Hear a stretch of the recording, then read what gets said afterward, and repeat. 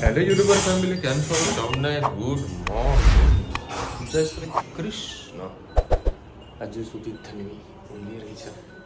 હજી પોતાનો વિડીયો બનાવી રહી છે.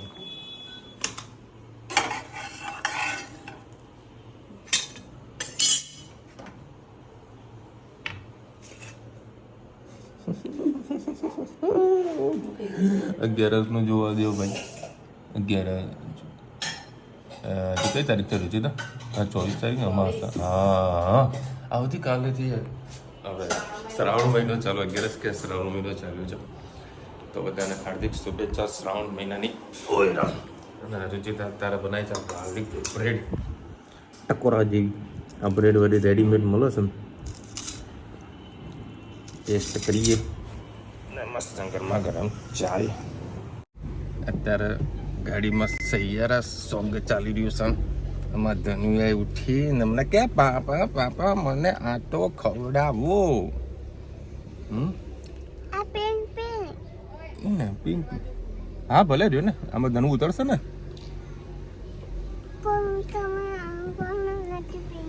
હે હા, આમાં પિંક આવે ને. હા તે આવે બેટા. અને આજે સ્કૂલે જવાનું ને. હા, આમાં ધનુને એકડો આવડી ગયો. બેને વેરી ગુડ આપ્યું ને બેટા. કેમ? હે પૈસા બધા લઈ લીધા મમ્મીએ. હા, આ તો ખાલી છે બેટા. લે લો જય અંબે. ના નથી ગાડીમાં ગ્લાસ મૂકવો પડે છે, જરૂરી છે. ગુડ ઇવનિંગ, જય શ્રી કૃષ્ણ. આજે આપણે બનાવીશું પિઝાનું જે ઉપરનું ટોપિંગ છે.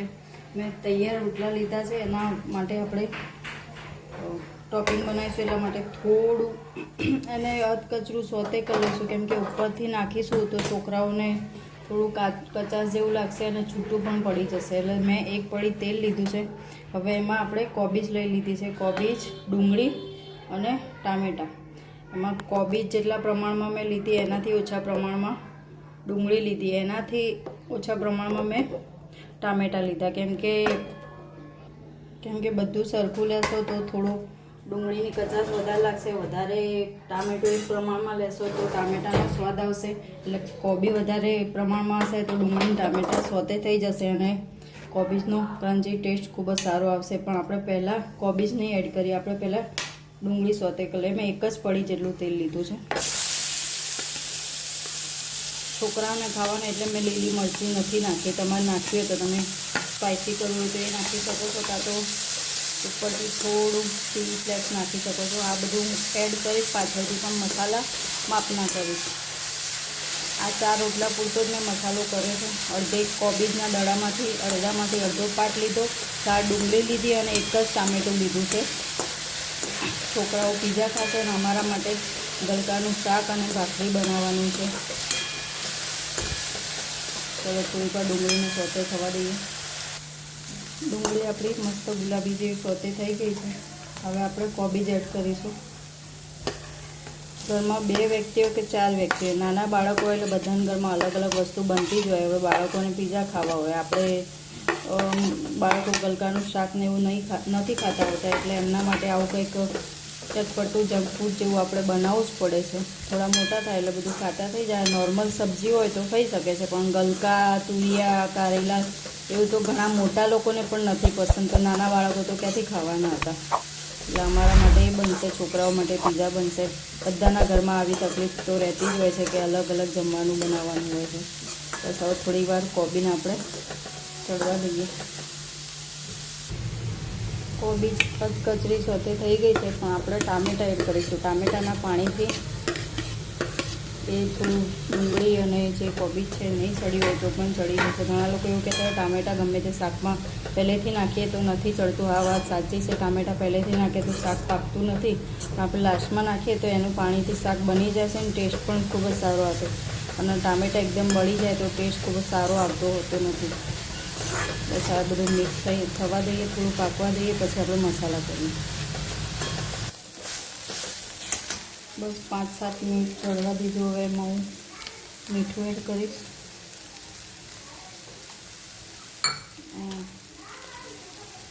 ઓરેગાનો એડ કરીશ,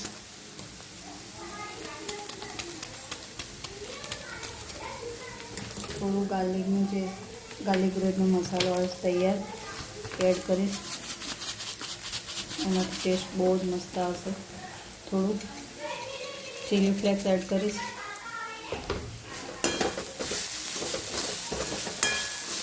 અને થોડું ટોમેટો કેચઅપ એડ કરીશ.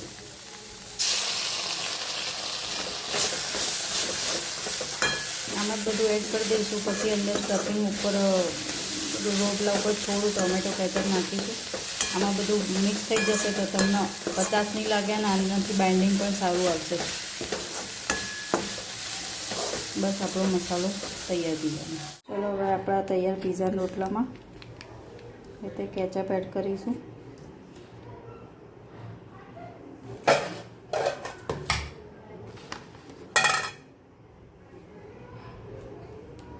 ચારે બાજુ સ્પ્રેડ કરી લઈશું. આમાં તમારે તંદૂરી સોસ, મેયોનીઝ ગમે તે કંઈ નાખવું હોય તો નાખી શકો. પણ આ દેશી પીઝા એટલે દેશી રીતે જ ખાવાની બહુ મજા આવતી હોય.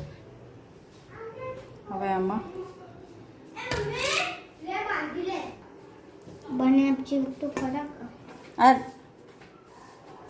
બસ આ રીતે હવે આમાં મસ્ત સ્ટફિંગ ઉપરથી મસ્ત મસાલો ભરી દીધો.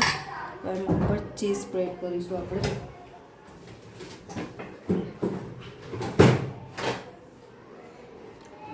અમૂલનું ચીઝ ક્યુબ આ ટોમેટો કે ચેપ્ટોમાંથી મંગાવ્યું હતું. નાના ક્યુબ યુઝ કરી શકો છો એવું હોય તો તમારી પાસે. મસ્ત ચીઝ સ્પ્રેડ કરી દઈશું આપણે.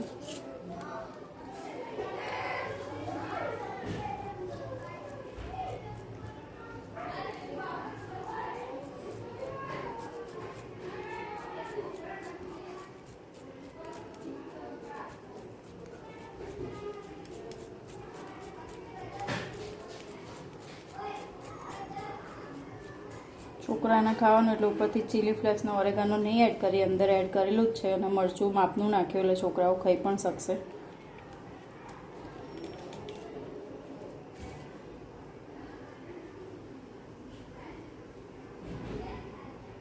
બસ હવે આપણે તવીમાં મૂકી દઈએ. બસ આ નોનસ્ટિકમાં મેં બટર એડ કરી દીધું છે.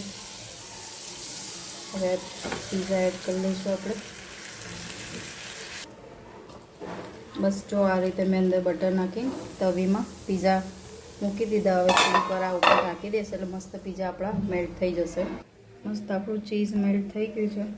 પીઝા આપણા રેડી થઈ ગયા. એની ડીશમાં લઈ લે અને કટ કરીશ અને છોકરાઓને સર્વ કરીશ. આવજો. જય શ્રી કૃષ્ણ. આજે આપણે બનાવીશું ગાર્લિક બ્રેડ. આ તૈયાર સુપરનું ગાર્લિક બ્રેડનું પેકેટ આવે છે. કેટલા અમુક 10 થી 12 નંગ આવતું હોય છે. 150 ગ્રામ તૈયાર. એમાં ઓરેગાનો અને ચીલી ફ્લેક્સ અંદર ઓરેગાનો એડ જ હોય અને ગાર્લિકનો ફ્લેવર એડ જ હોય. એમાં ખાલી આપણે મોઝરેલા ચીઝ જ એડ કરવાનું હોય છે. અને ઉપરથી તમારે તીખું ખાવું હોય તો ખાલી ચીલી ફ્લેક્સ નાખી શકો છો. તૈયાર બ્રેડ જ આવતી હોય છે. આમાં મારે કંઈ એડ કરવાનું હોતું નથી. આપણે અમૂલનું ચીઝ મસ્ત લઈ લીધું છે.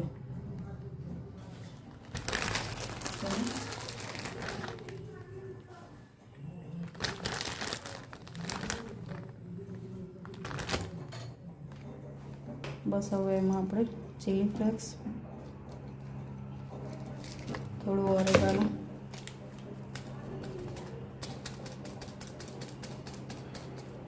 અને ગાર્લિક બ્રેડનો મસાલો આવે છે આ રીતનો એ એડ કરીશું.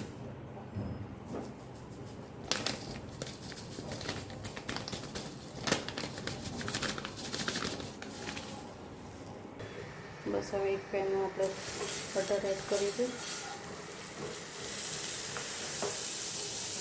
અને ગાર્લિક બ્રેડને મૂકી દઈશું.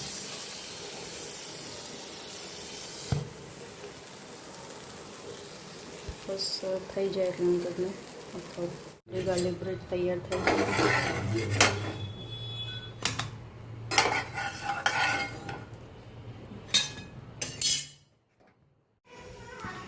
જય શ્રી કૃષ્ણ. આજે પણ બનાવીશું પાવભાજી એક નવી ટ્રીકથી. એવી રીતે બનાવશો તો ખૂબ જ ટેસ્ટી બનશે. આજે મેં સૂકા વટાણા, બહુ લેટ થઈ ગયું હતું પણ 5-6 વાગે પલાળે પણ થોડો દાણો ચડી ગયો છે, તો મેં આજે વટાણા લઈ લીધા છે, 1 વાટકી લીલા.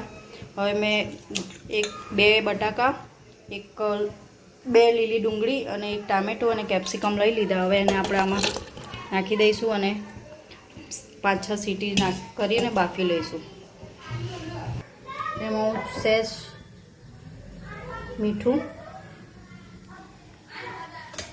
સહેજ લાલ મરચું, સહેજ હળદર, સહેજ ધાણા જીરું અને સહેજ ગરમ મસાલો નાખીને જ બાફવા મૂકીશ. એનાથી બધું મસ્ત મિક્સ થઈ જશે અને જે મસાલા બટાકાના એ બધું જે ભાજી ચડશે એનું ટેસ્ટ એમાં બેસી જશે. પછી ઉપરથી તમે લસણની ચટણીનો વઘાર કરશો તો ટેસ્ટ ખૂબ જ સરસ આવશે.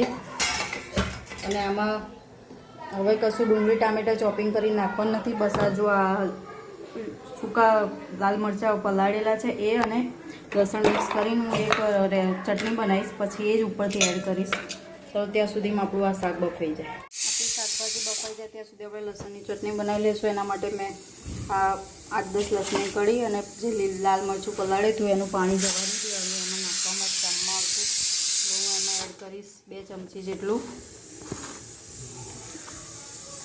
તીખું મરચું. કાશ્મીરી મરચું 1 ચમચી નાખવું હોય તમે નાખી શકો. 3 ચમચી જેટલું એડ કરું છું. હવે એમાં મીઠું નાખીને હવે ચટણી સહેજ જ નાખવાનું મીઠું. બસ હવે ચટણીને હું ક્રશ કરી લઈશ. જો ભાજી આપણી મસ્ત બફાઈ ગઈ છે. હવે આપણે એને મેશ કરી લઈશું. બસ હવે આપણે પાવભાજી તૈયાર કરી લઈશું, બનાવી દઈશું. આમાં મેં 3 પડી તેલ લઈ લીધું છે. તમારા પાસે સિંગ તેલ હોય તો ખાસ તમે સિંગ તેલ નાખજો, એનાથી ટેસ્ટ ખૂબ જ સરસ આવશે. હવે જે મેં લસણની ચટણી બનાવી છે એ એડ કરીશું.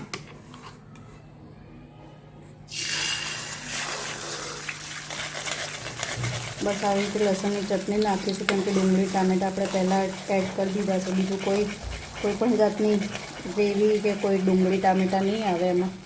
લસણની ચટણી પછી જે બનાવી છે એને અલગ હું તરી જેવી બનાવીને પછી તમને રેસીપી શેર કરું. ત્યાં સુધી આપણે આ થોડું સાતળવા દઈશું. સહેજ તીખું જ છે એટલે આપણે આમાં બીજો કોઈ મસાલા નહીં કરીએ. લાસ્ટમાં ખાલી સહેજ લીંબુ નાખી દઈશું અને બાકી વખત બધામાં મસાલા એડ કરેલા જ છે. બસ આને થોડું પાકવા દઈએ આપણે.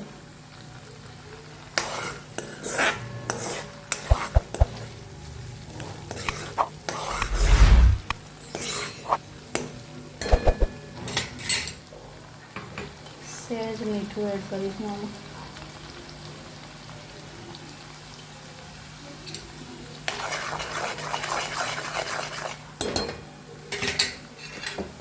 અને જે ભાજી આપણે રાખી હતી એ નાખી દઈશ.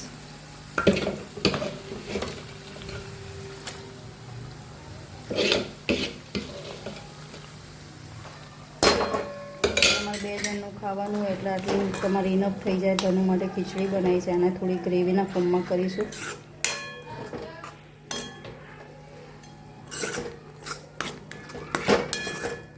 તમારી પાસે લસણની ચટણી જે બનાવી હતી, મરચાં પલાળ્યા હતા, એનું પાણી નાખશો તો પણ ટેસ્ટ ખૂબ જ સરસ આવશે. હવે આમાં થોડા ધાણા એડ કરીશ અને થોડુંક પાણી એડ કરીશ. બસ આ ધાણા એડ કરી અને થોડું પાણી એડ કર્યું. હવે થોડું આને ઉકળવા દઈશું. બસ આવી રીતના બનાવીશું. હવે લસણની ચટણી બનાવીશું સારી ફોર્મમાં, જે સ્ટ્રીટ સ્ટાઇલ અલગથી તમને સ્ટાઇલ્સમાં આપતા હોય સ્ટ્રીટમાં, પાણી જેવી ચટણી બનાવીશ. નાની તપેલીમાં મેં તેલ લઈ લીધું છે. હવે એમાં અહીંયા એમ જ ચટણી એડ કરી લઈશ, કેમ કે ગરમ તેલમાં કરીશું તો ચટણી તમારી બળી જશે. બસ આમ જ નાખી દઈશ. જો આ ચટણીને ગરમ કરવા મૂકી દીધી, એમાં આપણે થોડા પહેલેથી ધાણા એડ કરી દઈશું. અને બહુ થીક ફોર્મમાં નહીં કે બહુ પાણીવાળા ફોર્મમાં નહીં, નોર્મલ ફોર્મમાં જે બહાર મળે છે સેમ એવી રીતે ચટણી બનાવીશું.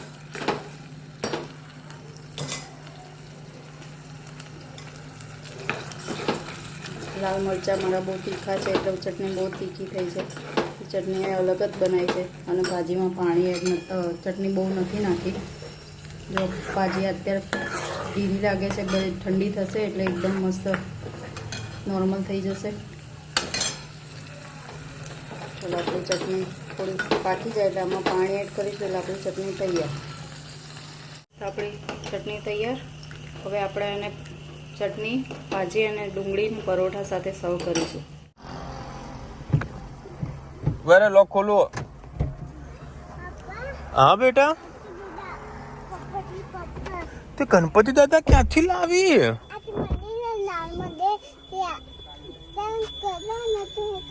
આજે અમાસ હતી ને હું પીપળાની પ્રદક્ષિણા કરતી હતી. ચલો એક બે આગળ આવી રહ્યો છે.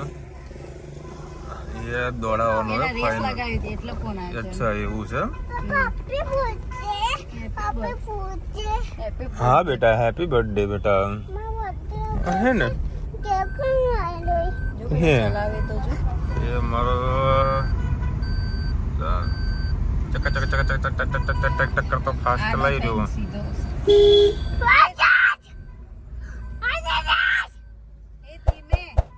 મારી 20 ની સ્પીડ છે. ચલો ભાઈ 11 વાગ્યા છે. શું આવ્યું રિઝલ્ટ? શું કર્યું? 25 માંથી 24 તો એક માર્ક શાનો કપાણો?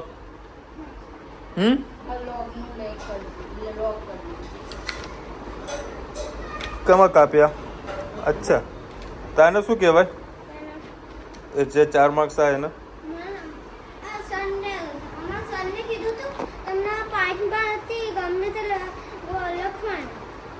તે શું લખ્યું?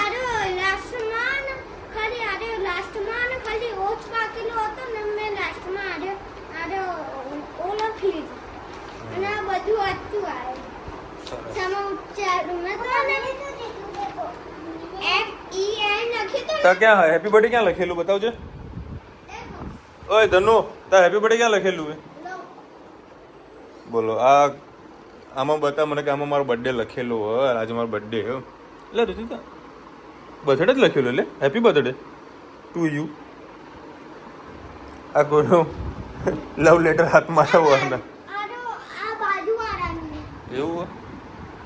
સરસ. શું બનાવે? પાવભાજી. આ એક એંગલથી ભાજી તો લાગતી નહીં. હા, શાક બનાવ્યું બટાણાનું. હા હવે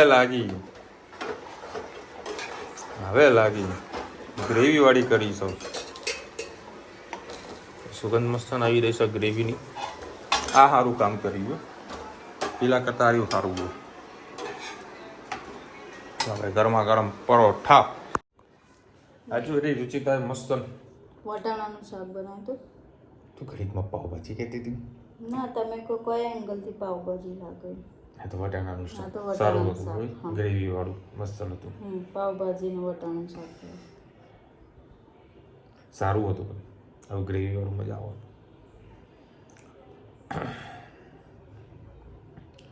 એટલું સારું એવું રિઝલ્ટ આવ્યું છે. રિઝલ્ટ ના કહેવાય, અને ટેસ્ટ ટેસ્ટ કહેવાય, ટેસ્ટનું માસિક રિઝલ્ટ ટેસ્ટ કહેવાય. ટેસ્ટનું રિઝલ્ટ બી સારું નહીં યાર. એમાં વળી રુચિતાને બી ઘણી મહેનત છે. રુચિતા વળી સારી મહેનત કરે છે. ધન્વીની પાછળ ધન્વીની પાછળ તો એના પપ્પા મહેનત કરે છે બગાડવા માટે. કઈ રીતનું? બધી રીતે. હા, ભાઈનું ઘર વિચ સિટીમાં છે એ તમને આખું એડ્રેસ પહેલાં બતાવેલું હતું. ઘણી બધાની પાછળ સેવા સભ્ય લખી રહ્યા છે. રુચિદારે બધું સરસ બનાવ્યું. સાબુદાનાના ખીરને જોડે જાડી કરવા મધનો પાવડર કરીને નખાય. મધ ના કહેવાય, મખાણા લખ્યું છે.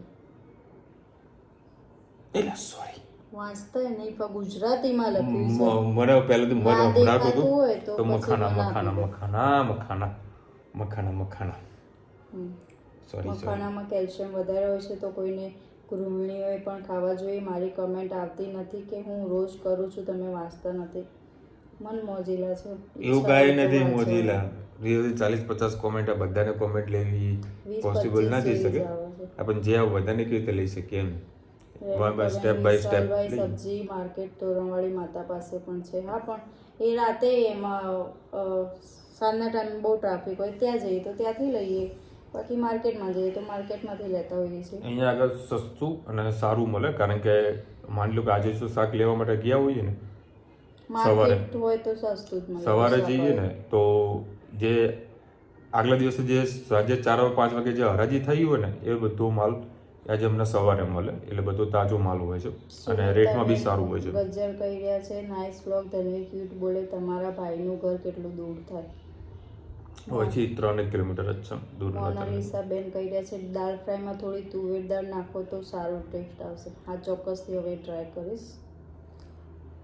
કુમુદબેન પરમાર કહી રહ્યા છે અમે આજે કચ્છ છીએ. એમ થોડી ચાલે, ધનવી રાહ જોઈને બેઠી હતી કે કેક આવશે કેક આવશે. ચલો, જાગૃતિબેન ઠક્કર કહી રહ્યા છે મખાનાની ખીર બહુ સરસ બને છે, મમરા સાથે મિક્સ કરીને ચેવડો પણ બને છે, ઘીમાં શેકીને મરી પાવડર નાખીને ખવાય તે સુપર લાગે છે. ચોક્કસથી ટ્રાય કરીશું. કાલ લેતે તું મખાણા બનશે ધીમે ધીમે, બસ પછી કામ સ્ટેપ બાય સ્ટેપ બધી. તમે ઘણા બધા લોકો મખાણાની કોમેન્ટ કરી છે ને, તો મખાણાનું બનાવવું તો પડશે, કારણ કે હજુ સુધી મેં ખાધું નથી મખાણા કેવા હોય છે. જોઈએ, ટેસ્ટ કરીએ મખાણા. ચલો મળીશું નવા વિડીયો સાથે, નવા મોજ મસ્તીની સાથે. ત્યાં સુધી અમને આપણો જાઓ. જય હિન્દ, ભારત માતા કી જય. અને વિડીયો ગમે તો ફટાફટ લાઈક કરો, શેર કરો, સબસ્ક્રાઇબ કરવાનું ભૂલતા નહીં. રાધે રાધે. રાધે રાધે.